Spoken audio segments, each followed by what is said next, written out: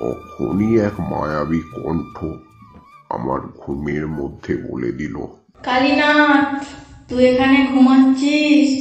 এই গ্রাম ছাড়িয়ে যেতেই দেখি এক ভদ্রলোক কোনো যানবাহনের সাথে ধাক্কা খেয়ে। আমি হঠাৎ লক্ষ্য করলাম তার মুখটা সম্পূর্ণ কালো হয়ে গেছে। আমাকে নিয়ে গেল তাদের ঠাকুর ঘর দেখাতে। সেখানে আমি দেখলাম সেই দিন রাত্রেই ঘটল এক অদ্ভুত ঘটনা। পায়েসটা সম্পূর্ণ নীলাকার ধারণ করল। যোগ সাধনায় আমি পারদর্শী, কিন্তু তখনই আমি যোগ সাধনায় বসছি আমি ব্যর্থ হচ্ছিলাম। অকালই ঘুম ভাঙে চেঁচামেচির শব্দে। বাইরে গিয়ে দেখি এ একই অনাদৃষ্ট কাণ্ড। দেখুন দেখুন ঠাকুরমশাই, কাল রাতে কি ঘটনা ঘটে গেছে।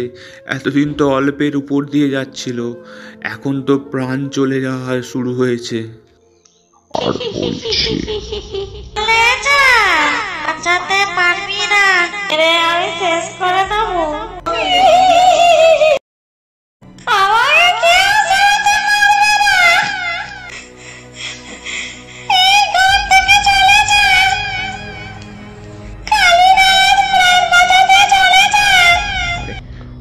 লেটুয়া গ্রামের সেই ছোট্ট মেয়েটির কথা। বুঝলাম মা উপস্থিত হয়েছে। কালীনাথ ভৈরব, বল কালীনাথ ভৈরব যা। আমি প্রণাম করে মাকে জিজ্ঞাসা করলাম, শুরু হচ্ছে কালীনাথ ভৈরবের গল্প ধূমাবতীর প্রয়োগ। চ্যানেলটি সাবস্ক্রাইব করুন এবং কেমন লাগলো অবশ্যই কমেন্ট করে জানান। নমস্কার বন্ধুরা, আপনাদের কালীনাথ ভৈরব চ্যানেলে স্বাগতম। আজকের বিষয় ধূমাবতী। এই শীতের মৌসুমে আমি আর অনুরূপম দুজনেই বেরিয়ে পড়লাম ঠাকুর মশাইয়ের বাড়ি। ঠাকুর মশাইয়ের বাড়ি যেতেই দেখি এক ভদ্রলোক বসে আছে আর ঠাকুর মশাই তার সাথে কথা বলছে। আমরা সদর দুয়ারের পাশে দাঁড়িয়ে রইলাম কিছুক্ষণ। তার কিছুক্ষণ পরে সে ভদ্রলোক চলে গেলেন। ঠাকুর মশাই হেসে বললে, ওহো তোমরা, এই এতদিনে বুড়োটার কথা মনে পড়লো বুঝি? এসো এসো, বসো। সত্যি মানব জীবনে কাজের চাপে কোথাও যাওয়া হয় না। আমরা উঠে বসলাম ঠাকুর মশাইয়ের কাছে। ঠাকুর মশাই বাড়ির উদ্দেশ্যে হাঁক দিয়ে বললেন, কই রে, কি আছিস? 3 কাপ চা দিয়ে যা, আর তার সঙ্গে আম তেল দিয়ে মুড়ি মাখিয়ে দিয়ে যা। চা পান ছেড়ে ঠাকুর মশাই একটি সিগারেট ধরালেন। তারপরে বললেন, আমি তখন সাধন জীবন নিয়ে ব্যস্ত। একদিন দুপুরবেলায় এক কৃষ্ণ মন্দিরে আহার সেরে সেই কৃষ্ণ মন্দিরের পাশে একটা কৃষ্ণচূড়া গাছের নিচে শুয়ে ঘুমিয়ে পড়েছিলাম।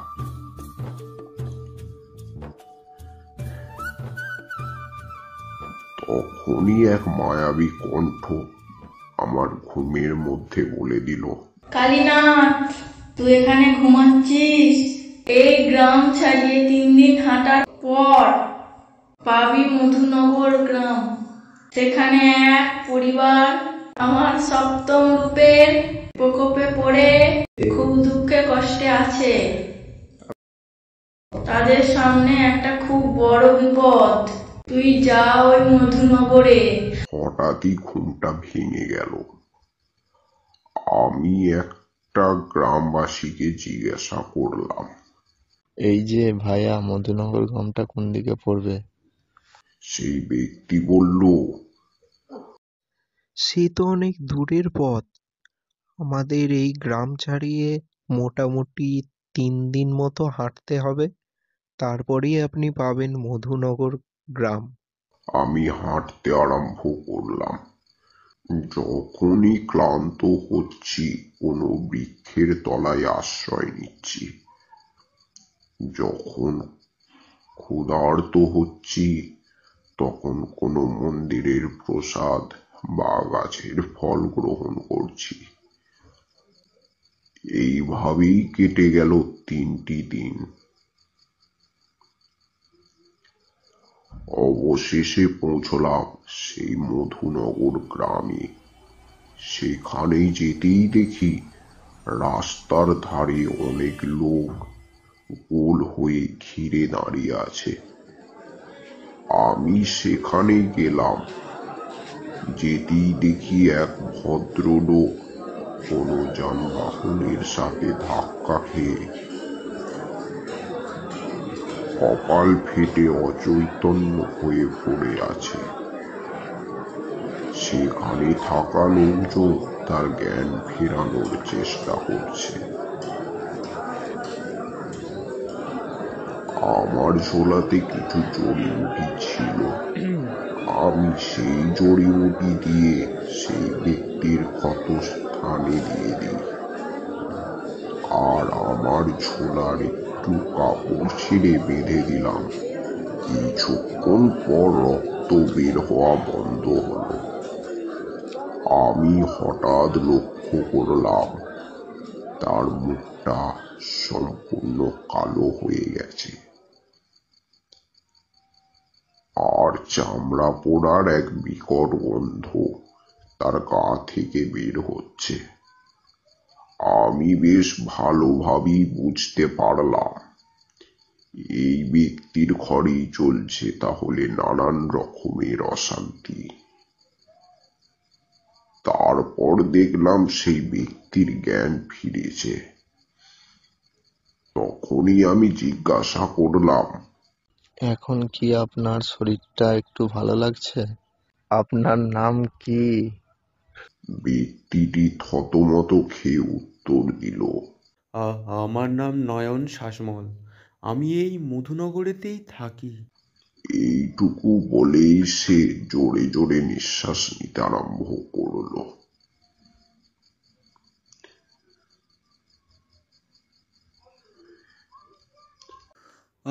আচ্ছা ঠাকুরমশাই, আপনার সন্ধানে কি কোনো তান্ত্রিক বা ভালো ওঝা আছে? আমি আমার এক আত্মীয়র মুখে শুনেছিলাম লেটিয়া গ্রামের এক অল্প বয়সী তান্ত্রিক ওই গ্রামকে বাঁচিয়েছিল, তাই আমিও ওই গ্রামে যাচ্ছি সেই তান্ত্রিকের খোঁজে। আমি তখনই বুঝতে পারলাম আমি যেই সন্দেহটা করছি সেটাই ঠিক। হ্যাঁ, আমি সেই ভবঘুরে ক্ষুদ্র সাধক কালীনাথ ভৈরব। আমার এই কথা শুনে নয়নবাবু কিছুক্ষণ আমার মুখের দিকে তাকিয়ে রইল, আর ভগবানের উদ্দেশ্যে কাঁদো কাঁদো স্বরে বলল, হায় ঈশ্বর, তোমার এত করুণা, এত দয়া! আমি বললাম, কি হলো, কিছু বলুন। কেন তান্ত্রিকের খোঁজ করছেন? সে আমাকে দেখে একটা স্বস্তির নিঃশ্বাস ছেড়ে বলল, ঠাকুরমশাই, দ্বীপ্রহর হলো, আপনি আমার বাড়ি দয়া করে চলুন, আমি সেখানেই আপনাকে সমস্ত ঘটনা খুলে বলবো। তারপরে একটি গরুর গাড়ির সাহায্যে আমরা গেলাম নয়নবাবুর বাড়ি। অবশেষে পৌঁছলাম নয়ন শাসমলের বাড়ি। দুপুরের আহার সেরে আমি বসলাম একটি ঘরে। নয়ন মশাই একটা পানির খিলি নিয়ে এলেন আমার কাছে। আমি বললাম, আমি পান সেবন করি না। এরপর নয়নবাবু বসলেন আমার কাছে। আমি একটা বিড়ি ধরিয়ে বললাম, তা নয়নবাবু, আপনি কেন আমার খোঁজ করছিলেন? নয়নবাবু বলতে আরম্ভ করলেন, আমার ঠাকুরদা ছিলেন এই গ্রামের জমিদার। এখন আর গ্রামের জমিদারি নেই বটে, কিন্তু গ্রামের মানুষজন আমাদের খুব সম্মান করে। যেই ঘটনার কথা বলছি সেই ঘটনার সূত্রপাত হয় আমার ছেলের আশীর্বাদের পর থেকেই। আমি আমার পুত্রের বিবাহ ঠিক করেছিলাম খুব বুঝে শুনেই, কারণ আমার ছেলে পুত্র জন্ম থেকেই চোখে দেখতে পেত না। আমার পুত্রের বিবাহ বয়স পেরিয়ে যাচ্ছিল, কেউই কন্যা দিতে চাইছিল না। আমার ওই হতভাগা পুত্রকে অবশেষে এক অতি দরিদ্র পরিবারের সব জেনে শুনেই রাজি হয় তার কন্যার বিয়ে দিতে আমার ছেলের সঙ্গে। আর সব থেকে গন্ডগোল শুরু হয় বউ ভাতের দিন থেকে। বউ ভাতের দিন দুপুরে ভাত কাপড়ের অনুষ্ঠান চলছে, ঠিক তখনই ভাতের উপর উড়ে এসে পড়ল কাকের এক পালক আর পোড়া কাঠ কয়লা। আমি সবই অবাক হয়ে গেলাম। জানেন, কোথাও কোনো হাওয়া বাতাস নেই, হঠাৎ ভর দুপুরে এতটা ছায়া কাকের পালক কোথা থেকে এলো? তারপর থেকেই মনটা খুব কুগাইতে আরম্ভ করলো ঠাকুরমশাই। প্রচণ্ড পরিমাণে ভয় পেয়ে গেলাম ঠাকুরমশাই। তারপর আরেক অঘটন ঘটল। রাত্রের ফুলশয্যার খাটটা খুব সুন্দর করে সাজিয়েছিল আমার ছেলের বন্ধুরা। হঠাৎ দেখি রজনীগন্ধা ফুলের চেনগুলো কালো কুচকুচে হয়ে গেছে। গোলাপের পাপড়িগুলো আর গোলাপের পাপড়ি নেই, সেগুলো হয়ে আছে কালো ছাই। গোটা ঘরে মরা পোড়ার মতো গন্ধ ঘুরে বেড়াচ্ছে। সেই গন্ধে যেন অন্নপ্রাশনের ভাতটাও উঠে আসবে। আরও সব থেকে অবাক করা বিষয় হলো, ঘরের অন্য কোনো জিনিসপত্র পড়েনি, শুধু ফুলগুলোই পুড়ে ছাই হয়ে আছে। জানেন ঠাকুরমশাই, সেই থেকেই শুরু হলো নানান ধরনের উল্টো পাল্টা অস্বাভাবিক সব অদ্ভুত ঘটনা।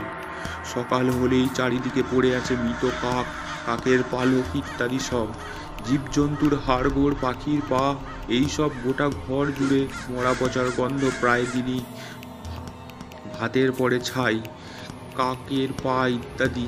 কেউ আমার কিছুই খেতে পারেনি ঠাকুরমশাই। সকলেই রান্না করা ভাত বিকালে পচে যায়। বাড়িতে যে কটা গাছ ছিল সব শুকিয়ে কাঠ হয়ে গেছে। একদিন সকালে দেখি তুলসী মঞ্চের তুলসী গাছটাও দাউ দাউ করে জ্বলছে। 3টি দুগ্ধগাভীর অস্বাভাবিক মৃত্যু হয়েছে। জানেন ঠাকুরমশাই, বাড়ির ছাদে আগে অনেক পাখি আসতো। তাদের খাবারের জন্য আমার স্ত্রী গম, ছোলা, জল ছাদে রেখে আসতো। পাখিগুলো সারাদিন ছাদে খেলা করত আর ওই খাবারগুলো খেত। কিন্তু এখন আর সেই পাখি আসে না, আসে শুধু কাক। হ্যাঁ ঠাকুরমশাই, আমাদের বাড়ি জুড়ে আসে হাজার হাজার কাক। তাদের বিশ্রী আওয়াজ বাড়িতে টেকা দায় হয়ে গেছে ঠাকুরমশাই, টেকা দায় হয়ে ওঠে।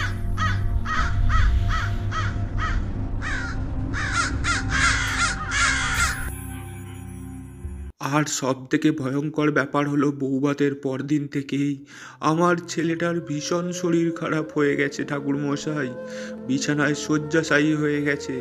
এমনিতেই ও সব সময় ভালোই থাকতো ঠাকুরমশাই, কিন্তু এখন পুরো বিছাই। ওর কাছে গেলেই ওর শরীর থেকে বিশ্রী একটা পোড়া গন্ধ ওঠে। আজ 3 মাস এক ধরে ওর শরীরের জ্বালা ভাব, কিন্তু কিছুতেই কমছে না ঠাকুরমশাই। আমি ডাক্তার, বদ্যি, কবিরাজ, গুণিন, ওঝা সব কিছু করেছি, কিন্তু কেউই ঠিক করতে পারেনি ঠাকুরমশাই।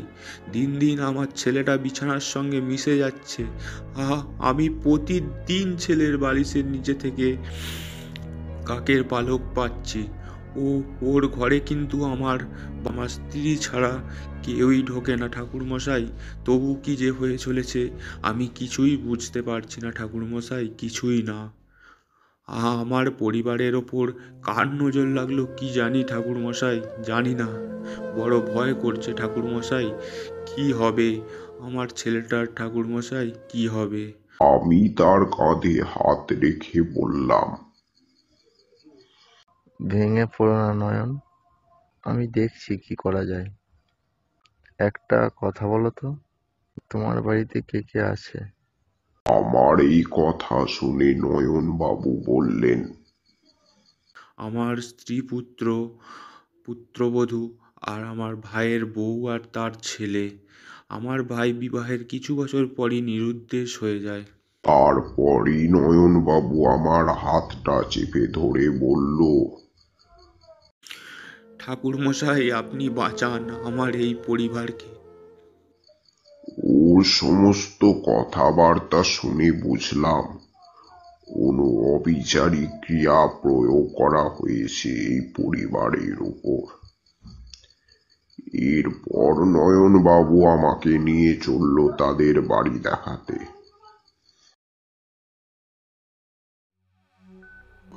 আমাকে নিয়ে গেল তাদের ঠাকুর ঘর দেখাতে। সেখানে আমি দেখলাম যতগুলো দেবদেবীর মূর্তি বা ছবি আছে সেগুলোতে কালো আবরণে ঠেকে আছে। এরপর সেখান থেকে বেরিয়ে এলাম। কোনো কিছুই বুঝতে পারছিলাম না কি প্রয়োগ করা হয়েছে এই পরিবারে। তাই ঠিক করলাম রাত্রিবেলা যোগ সাধনায় বসব। সেই দিন রাত্রেই ঘটল এক অদ্ভুত ঘটনা। রাতে আমি আর নয়নবাবু একসাথেই আহারে বসলাম। নতুন বৌমা আর গিন্নিমা আমাদের দিকে পাখার হাওয়া করতে লাগলো। আমাদের জন্য নতুন বৌমা খুবই সুস্বাদু রান্না করেছিল।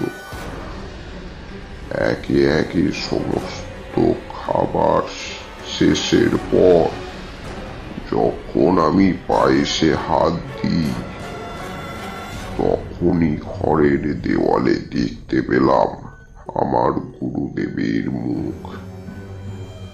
উনি আমাকে ইশারা করে বললেন, ওই পরমান্ন খাসনে কালী। তারপরই ঘটল এক অদ্ভুত ঘটনা। পায়েসটা সম্পূর্ণ নীলাকার ধারণ করল। সবাই তো অবাক হয়ে গেল। আমি স্পষ্ট বুঝলাম এই পায়েসের পাত্রে বিষধর কোনো সাপের বিষ মেশানো আছে। আরো বুঝলাম এই বাড়ির মধ্যেই কেউ আছে যে এই সমস্ত কাজের সঙ্গে জড়িত। নয়নবাবু, গিন্নিমা এবং নতুন বৌমা। আমার খাওয়া নষ্ট হলো ভেবে দুঃখ পেতে আরম্ভ করল। নয়নবাবু আরো পায়েস নিয়ে আসার কথা বলল। আমি না করে দিলাম। না না নয়নবাবু থাক। এরপর আমি হাত মুখ ধুয়ে আমার ঘরের দিকে রওনা দিলাম। আর নয়নকে বললাম, যে বা যারা তোমার ক্ষতি করতে চাইছে সে তোমার বাড়িতেই আছে, কিন্তু এই কথা কাউকে কিছু বলার নেই। আমি আছি। এরপর নয়নবাবু চলে গেলেন। আমি দরজা বন্ধ করে আসন পেতে গুরুমন্ত্র জপ করে আসন শুদ্ধ দেহ শুদ্ধ আমার নিজের শরীর বেঁধে বসলাম যোগ সাধনায়। যোগ সাধনায় আমি পারদর্শী, কিন্তু তখনই আমি যোগ সাধনায় বসছি আমি ব্যর্থ হচ্ছিলাম। যে অশুভ শক্তি আছে এই পরিবারে সেই অশুভ শক্তির কাছেই আমি পরাজিত হচ্ছি যোগ সাধনায়। সেই অশুভ শক্তি চাইছে না যে আমি তার পরিচয় জানি। আমি চিন্তা করলাম আর আজ নয়, কালকে দেখব কি করা যায়। বিছানায় শুয়ে পড়লাম, কিন্তু ঘুম আসছিল না। আমি বিরক্ত হয়ে ভাঙা জানালার দিকে দাঁড়ালাম। ঘরের জানালা দিয়ে বাগানের শুকনো ডালপালা গুলো দেখছিলাম। রাতের অন্ধকারে দেখলাম এক মহিলা ঘর থেকে বেরিয়ে যাচ্ছে। মনে একটু খটকা লাগলো। বেশ কিছুক্ষণ দাঁড়িয়ে থাকার পরেও সে ফিরে এলো না। আমি গিয়ে ঘুমিয়ে পড়লাম। সকালে ঘুম ভাঙে চেঁচামেচির শব্দে। বাইরে গিয়ে দেখি উঠানে অনেক লোক জড়ো হয়ে আছে, কান্নাকাটি করছে। নয়নবাবু আমাকে প্রণাম জানিয়ে বললেন, এ একই অনাদৃষ্ট কাণ্ড। দেখুন দেখুন ঠাকুরমশাই, কাল রাতে কি ঘটনা ঘটে গেছে। এতদিন তো অল্পের উপর দিয়ে যাচ্ছিল, এখন তো প্রাণ চলে যাওয়া শুরু হয়েছে। আমি শত লোকের ভিড় সরিয়ে দেখলাম একটা বাচ্চা ছেলের আধ খাওয়া মৃত শরীর, আধ খাওয়া মৃতদেহ, সারা শরীরে আঁচড়ের দাগ, চোখগুলো বেড়ে গেছে। বাচ্চা এক পাশে সরে গিয়ে নয়নকে জিজ্ঞাসা করলাম, বাচ্চাটা কি তোমাদের বাড়িতেই থাকতো? নয়ন বলল, আগে হ্যাঁ ঠাকুরমশাই, ওর বাবা কমল আর ওর মা বিশাখা আমার বাড়িতেই কাজ করতো। আজ সকালে ঘুম থেকে উঠি, তখনই দুটি চাকর এসে আমার খবরটা দেয়। আমি তাড়াতাড়ি গিয়ে দেখি বাচ্চাটা মরে পড়ে আছে, আর 4-5টা শকুন তার দেহ টুকরো টুকরো করে খাচ্ছে। উফ, সেই দৃশ্য চোখে দেখা যায় না ঠাকুরমশাই। আমি বুঝতে পারলাম কিছুই একটা করতে হবে খুব তাড়াতাড়ি, না হলে আজ যে অবস্থা হয়েছে এই বাচ্চাটার সেই অবস্থা বাড়ির অন্যান্য সদস্যের হতে আর বেশি দিন সময় লাগবে না। আমি নয়নকে বললাম, শোনো, আজ রাতেই অমাবস্যা পড়ছে। আজ রাতেই আমি একটা পূজা করব। কিছু সামগ্রী আমার কাছেই আছে, কিছু সামগ্রী তুমি জোগাড় করে দাও। নয়ন এক চাকরকে ডেকে বললেন, কি কি লাগবে সমস্ত কিছুই লিখে দিলাম আমি। তারপরেই আমার মনে পড়ল কালকে রাতে দেখা সেই দৃশ্যটার কথা। আমি আবার নয়নকে জিজ্ঞাসা করলাম, আচ্ছা, গ্রামের এই রাস্তাটা ধরে গেলে কি পড়বে? এদিকে একটা বড় পুকুর আছে, তারপর পড়বে একটা শ্মশান। ওই দিকে কেউই যায় না। আমি আর কিছু বললাম না, কিন্তু আমার মনে একটা খটকা রই গেল। সারাদিন পূজার জোগাড় করতে করতে কেটে গেল। দুপুরের মধ্যাহ্ন ভোজন সেরে আমি নয়নকে জিজ্ঞাসা করলাম, তা কই তোমার ভাইয়ের স্ত্রী কই? আর তোমার ভাইপোই বা কই? ভাইপো একটা কাজে শহরে গেছে। আমার ভাইয়ের বউ খুব একটা লোকের কাছে বেরোয় না, ঘরের মধ্যেই থাকে। বাকি কয়েক ঘন্টা দেখতে দেখতে কেটে গেল। রাত 12টায় আমি ঘট স্থাপন করে পূজায় বসলাম। বাড়ির সকলেই বসলো আমার কাছে। আর লক্ষ্য করলাম যত গাছ আছে ওই শুকনো গাছের ডালে এসে বসলো ঝাঁক ঝাঁক কাক আর শুকুর। লাল লাল চোখ দিয়ে আমাদের দিকে তাকিয়ে আছে।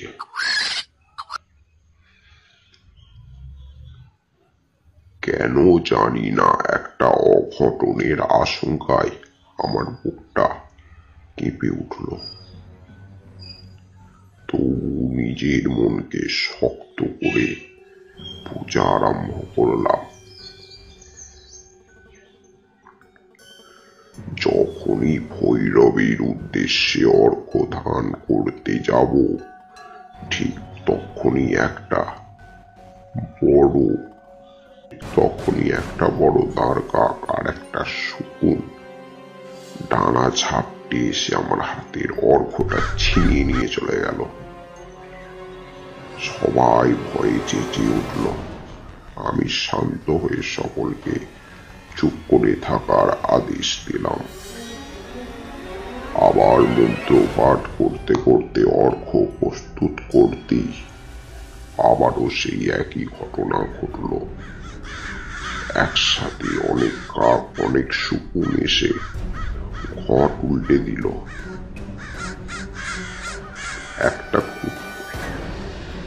একটা কুকুরের মরা পচা দেহ নিয়ে এলো কয়েকটা শকুন, এসে ফেলে দিল পূজার স্থানে। লন্ডভন্ড হয়ে গেল পূজার স্থান। পচা জন্তুর দুর্গন্ধে যে যেই দিকে পারল ছুটল। আর ঠিক সেই সময় আবছা ভাবে শুনতে পেলাম এক বৃদ্ধার হাসির আওয়াজ। সে খিক খিক করে হাসছে আর বলছে, বাঁচাতে পারবি না, এরে আমি শেষ করে দেবো।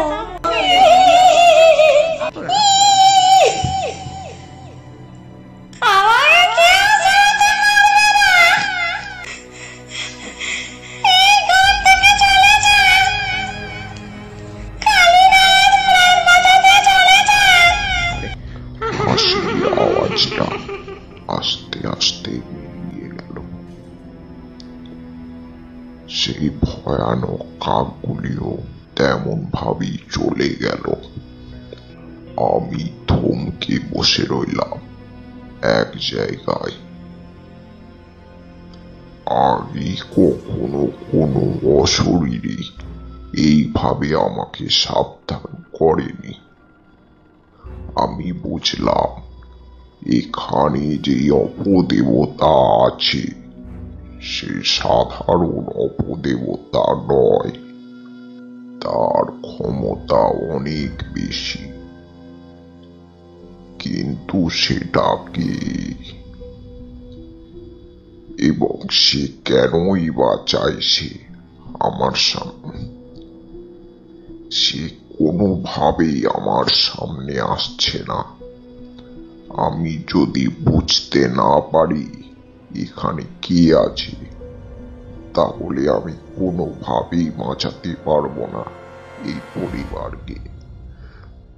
ঠিক তখনই আমার মনে পড়ল লেতুয়া গ্রামের সেই ছোট্ট মেয়েটির কথা।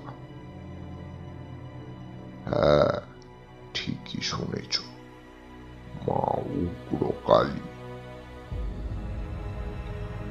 আমি ওই মধ্যরাতে বাড়ি থেকে বেরিয়ে এক নির্জন জায়গায় গিয়ে মা কালীকে আবাহন করলাম। আমি ধ্যানে বসে মন্ত্র জপ আরম্ভ করলাম। ধ্যান মন্ত্র শেষ হওয়ার সঙ্গে সঙ্গেই রজনীগন্ধা ফুলের সুগন্ধ আর কস্তুরীর সুগন্ধ ছড়িয়ে পড়ল চারিদিকে। খুব হালকা ভাবে ভেসে এলো নুপুরের আওয়াজ। বুঝলাম মা উপস্থিত হয়েছে।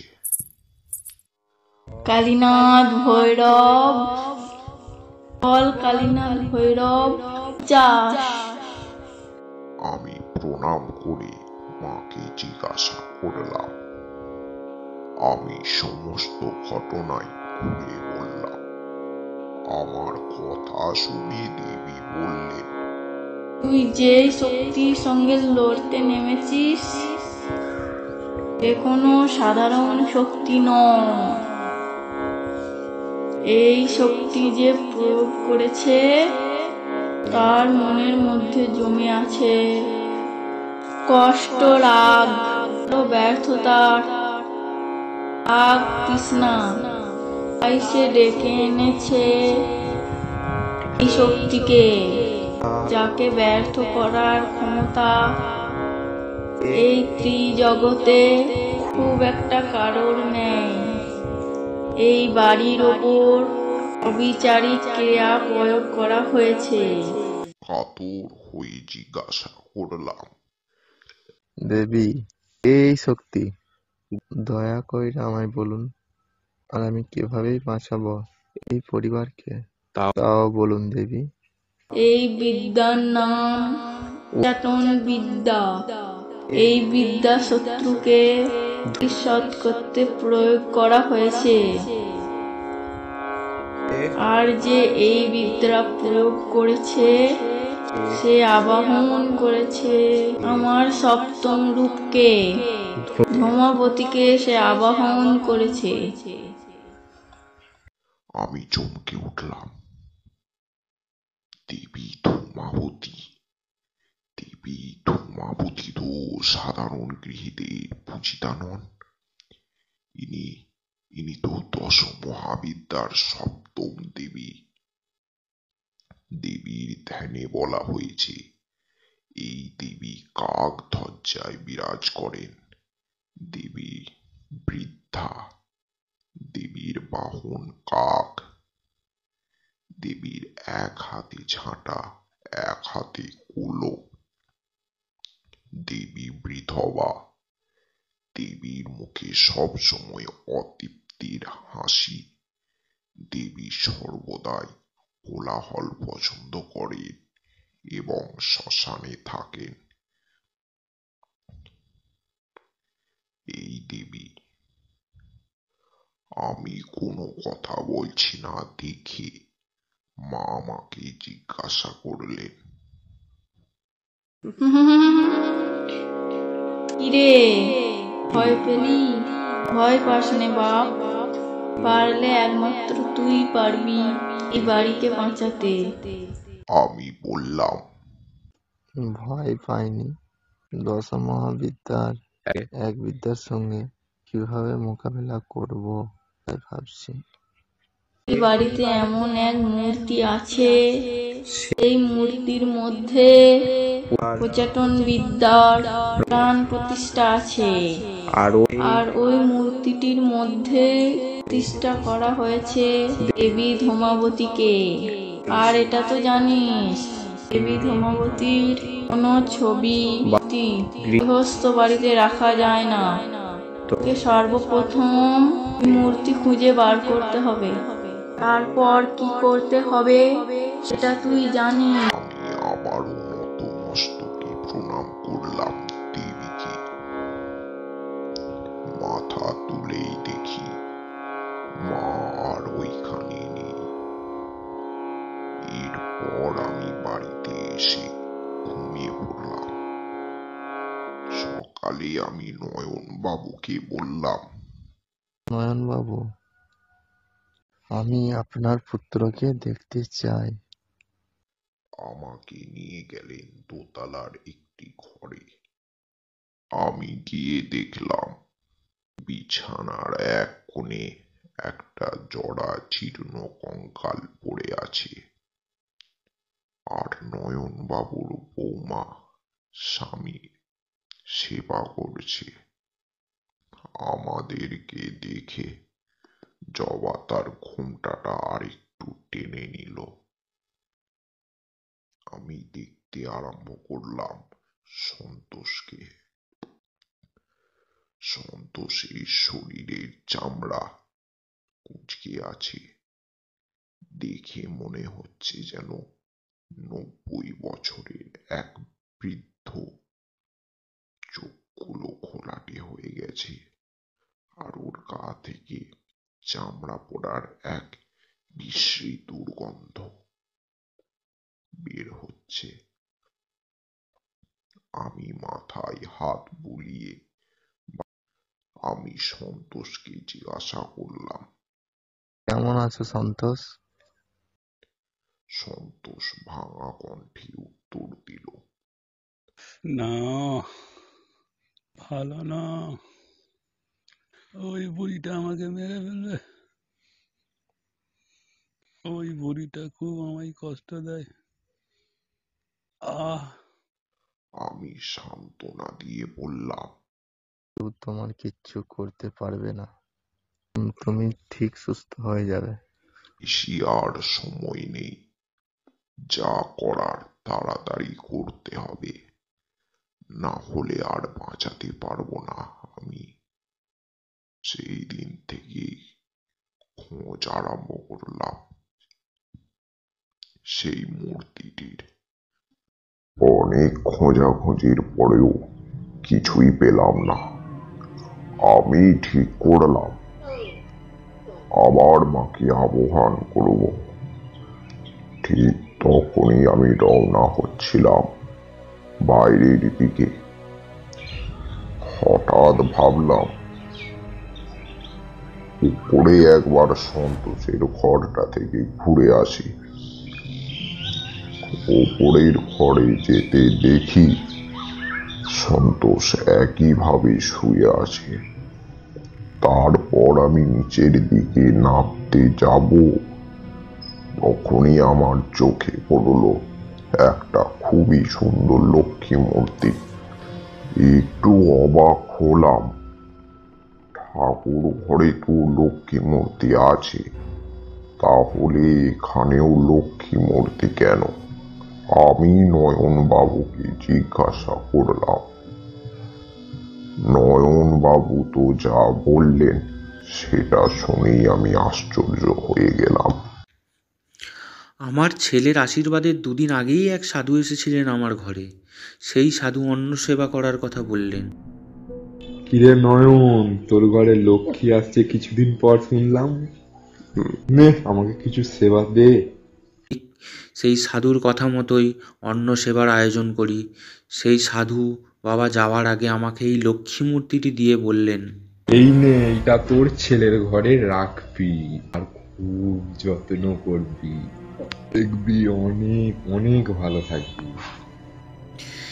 এই বলে সেই সাধু বাবা চলে গেলেন।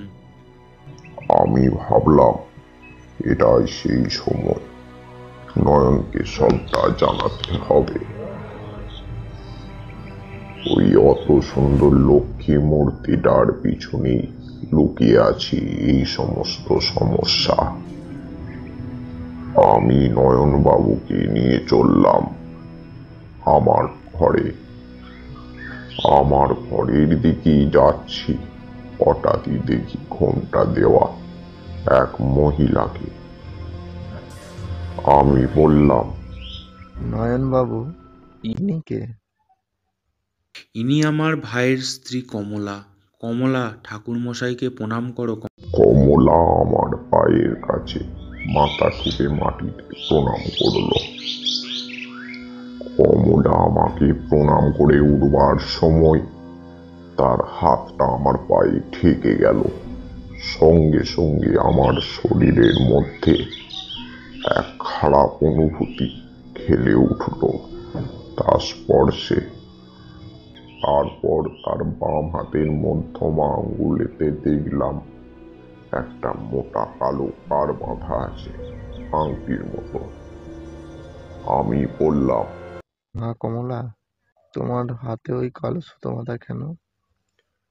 নয়ন বাবু বলল, আমার ভাইপোর দুদিন ছাড়াই শরীর খারাপ হতো, তাই কমলার গুরুদেব ওই সুতোটি দিয়েছেন আর ধারণ করে রাখতে বলেছেন। আমি নয়নকে নিয়ে চললাম আমার ঘরের দিকে। ঘরে গিয়ে দরজাটা খিল দিলাম। তারপর নয়নকে সমস্ত কিছু বলতে আরম্ভ করলাম। নয়ন বাবু, আপনি যে মূর্তিটা রেখেছেন আপনার ছেলের শোবার ঘরে, ওই মূর্তিটা লুকিয়ে নিয়ে আসুন আমার কাছে। নয়ন বাবু ঠিক সেই মতোই নিয়ে আসলেন আমার কাছে মূর্তিটি। মূর্তিটি খুবই সুন্দর। এবার আমি বললাম নয়ন বাবুকে জল নিয়ে আসার জন্য। নয়ন বাবুর এক গামলা জল আনুন। জল নিয়ে আসার সঙ্গে সঙ্গে আমি ওই মূর্তিটি জলে দিয়ে দিলাম। সঙ্গে সঙ্গে ভেসে গেল মূর্তিটি। তার ভিতর থেকে বেরিয়ে এলো একটা হাড়ের টুকরো আর এক টুকরো পাথর।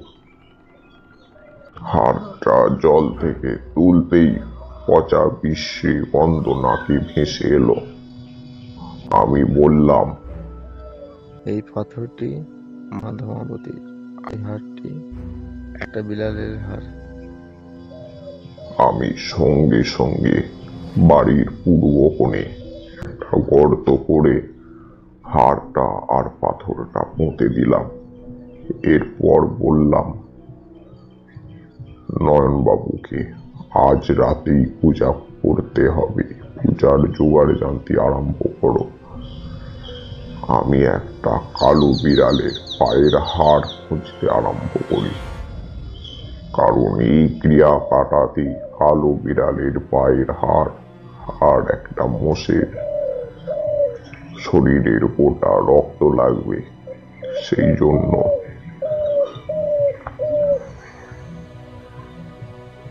এইগুলো আমি জোগাড়ও করলাম।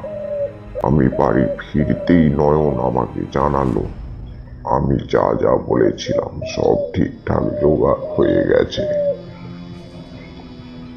আমি পূজার জন্য তৈরি হয়ে উঠানে এসে দেখলাম আমার কথা মতো সব কিছুই জোগাড় করা আছে।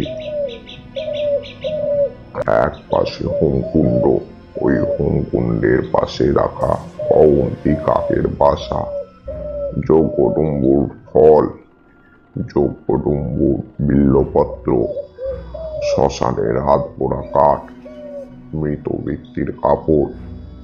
এক পাশে বাঁধা আছে 13টি কালো মোড়ক আর একটি পাঁঠা। একটা পাত্রে সাজানো আছে পোড়া শোল মাছ।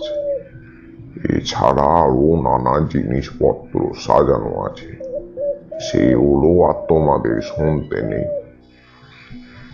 এরপর আমি আমার ত্রিশূল দিয়ে একটা গণ্ডি কাটলাম বিশেষ মন্ত্রে। এরপর বসলাম পূজায়। পূজার আসনে বসার সঙ্গে সঙ্গে সেই পাথর আর হাড়টি রাখলাম সামনে।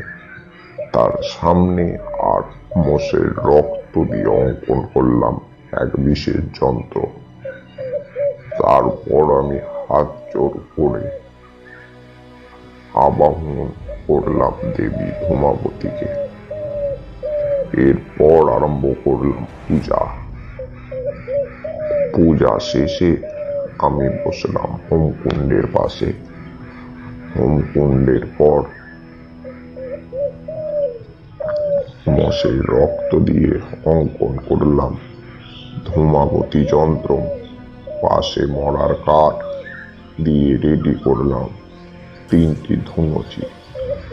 হোমকুণ্ডের মরার আগ পোড়া কাঠ সাজিয়ে রেডি করলাম। অগ্নি নিক্ষেপ করলাম এক বিশেষ মন্ত্রে। সেই আগুনের আলোয় অন্ধকার কিছুটা দূরে সরে গেল। দেহ পবিত্র করে নিজের শরীর বেঁধে শুরু করলাম হোম। কোথা থেকে গন্ধ আসতে আরম্ভ হলো, এক বিকট পচা গন্ধ। সেখানে উপস্থিত সবাই নাকে কাপড় চাপা দিয়ে একটু দূরে সরে গেল। আমি সঙ্গে সঙ্গে কিছুটা ধুনো, সর্ষে পোড়া, গুঁড়ো হলুদ, পূর্বজ, একাঙ্গি, লৌহান আর কুকুল একসাথে ছুঁড়ে দিলাম ধুনুচির মধ্যে। সেই দুর্গন্ধ সরে গিয়ে সুগন্ধে ভরে উঠল চারিদিক। কিছুক্ষণ হোম করার পর দেখলাম পরিবেশ ভয়ঙ্কর হয়ে উঠেছে। ঠিকই তার কিছুক্ষণ পর চারিদিকের গাছগুলো থেকে বের হচ্ছে কাকের ডাক। তারা উড়াউড়ি আরম্ভ করলো আমাদের মাথার উপর। সে সব দিকে বিচলিত না হয়ে আমি আহুতি দিতেই রইলাম। কিছুক্ষণ পর দেখলাম সেই কাকগুলো মাথার উপর উড়ে বেড়াচ্ছে।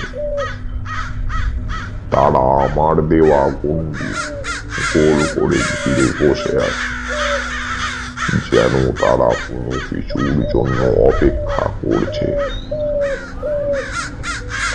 আমি মন্ত্র বলতে বলতে আগুনে শোল মাছগুলো আহুতি দিতে লাগলাম।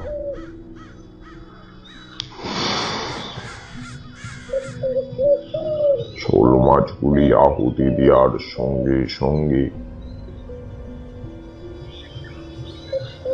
গাছের শুকনো পাতার মতো উড়ে যেতে লাগলো উপর দিকে, আর কাকগুলো সেই শোল মাছ মুখে পড়ে ধরে নিয়ে উড়ে যেতে লাগলো। আস্তে আস্তে মাছ শেষ হয়ে এলো, কিন্তু তিনটে কাক কোনো মতেই যাচ্ছিল না। আমি একটা ধারালো অস্ত্র দিয়ে একটা মোরগের মাথা কেটে রক্তটা হুমে আহুতি দিয়ে মোরগটা ছুঁড়ে দিলাম কাকগুলির দিকে। কাকগুলো মোরগটা নিয়ে উড়ে চলে গেল। আমি বুঝলাম দেবীর বাহন সন্তুষ্ট হয়েছে। আমি এরপর বাকি মোরগগুলো কেটে রক্ত দিতে লাগলাম ঘটের উপর। লাস্টে কালো পাঁঠাটা বলি করলাম, তার মাথাটা একটা পাত্রে রাখলাম। সব বস্ত্র ছিঁড়ে অগ্নিশিখা তৈরি করলাম। এরপর দেবীর কাছে প্রার্থনা করলাম, নে মা বলি নে, শান্ত হ। এবার তোর সন্তানদের আর বিনা কারণে শাস্তি দিস না, ফিরে যা তোর নিজের গৃহে। কিছুক্ষণ পর এক বিশাল আকৃতির দাঁড় কাক নামলো। যজ্ঞ তখন নিভ পুজো আর বেদিতে নামলো কাকটি। আকারে সে প্রায় বড় একটা বাছুরের মতো। সে কিছুক্ষণ তার লাল লাল চোখ দিয়ে আমার দিকে তাকিয়ে রইল। তার কিছুক্ষণ পর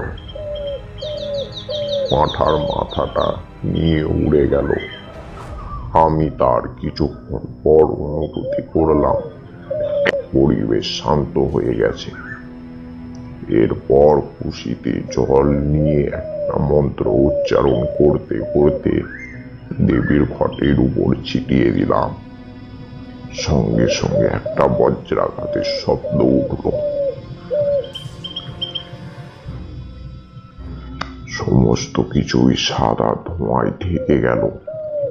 চারিদিকে ধোঁয়া কাটতে দেখি সেই অভিশপ্ত পাথরটা ভেঙে টুকরো টুকরো হয়ে আছে। আমরা সকলে মিলেই প্রণাম করলাম। তখনই একটা বজ্রাঘাতের শব্দ উঠল, আর একটা চিৎকার। আমি সঙ্গে সঙ্গে ছুটলাম বাড়ির মধ্যে। আমায় দেখে সবাই আমার পিছু পিছু ছুটলো। ভিতরে ঢুকে আমরা যা দেখলাম সেটা নয়ন দেখে কাঁপতে লাগলো।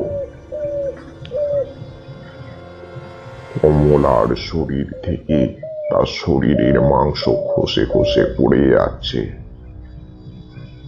নয়ন কমলাকে বাঁচাতে ছুটতেই আমি নয়নের হাতটা চেপে ধরলাম। আমি বললাম, ওর কর্মফল পাচ্ছে। দেবী ধূমাবতীকে ওই এখানে এনেছিল। ওর আঙুলে কালো সুতোটা ওর রক্ষা কবচ। ও ভেবেছিল আপনার ছেলেকে মেরে দিলে আপনি আপনার সব সম্পত্তি ওর ছেলে পাবে। এই কল্পনা করেছিল কমলা, আর মা ধূমাবতী রুষ্ট হয়ে কমলাকে মেরে দিয়েছে, আর সেই সাধক ও মারা গেছে। চিন্তা করবেন না, আপনার ছেলে সুস্থ হয়ে উঠবে। তার পরের দিন সবই পরিষ্কার। সন্তোষ অনেকটাই সুস্থ এবং চোখেও দেখতে পাচ্ছে। আমি বললাম, মা ধূমাবতী তোমাদের ভক্তি থেকে তোমার ছেলের দৃষ্টিশক্তি ফিরিয়ে দিয়েছে।